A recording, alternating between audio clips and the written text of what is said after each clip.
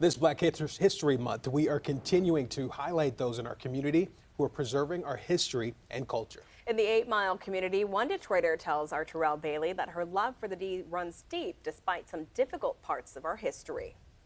I'm compelled. I can't stop doing it if I wanted to. I say to myself a lot, oh, I'm tired, I don't want to do this no more, but I'm compelled. It's on my mind all the time to do something in my community. Giving back to a community that's given so much to her, Teresa Moon is well known along 8 Mile in Detroit. She's been in the community for over 50 years and calls the area resilient. Across the street from Moon's home sits the Birwood Wall. The structure comes with a sordid past. And the purpose of it was to divide two neighborhoods, the black neighborhood from a white neighborhood that was going to be developed. The United States government backed the wall being built to separate these two communities. Now it's a constant reminder to Moon of how far African Americans have come, but still how far we have to go. It's a piece of Detroit's history, which is why the structure is on the National Register of Historic Places. Decades later, murals cover it.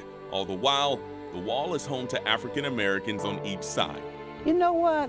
When I was growing up, we just called it the wall. When I began to learn that people were interested in the history of this wall, I know it's called the Birwood Wall, the Wailing Wall, the Segregation Wall, but we always just called it the wall. That's all it was to us. Moon says growing up, she remembers her community taking care of each other. It's one of the many reasons she pays it forward. I started a bike program in the community because when I was a kid, everybody had a bike. And I had noticed that I don't see any kids around here riding bikes. And I got about 250 bikes donated to me over this period of time, fixed them and gave them all away. If you could just see the looks on some of the kids' faces, it was the best feeling. It just felt so good. She's experienced a lot in the city. She recalled to us one experience as a teen that stuck with her forever, and it all involved her and a friend taking a joyride on their bikes. Riding our bikes to Telegraph and 12 Mile and rode past a Dairy Queen, and there's a bunch of kids out there, white kids. And when we rode past, they called us like, wow. Now she and others have a community organization to help the area, both old and young, move forward, while also teaching them where they came from.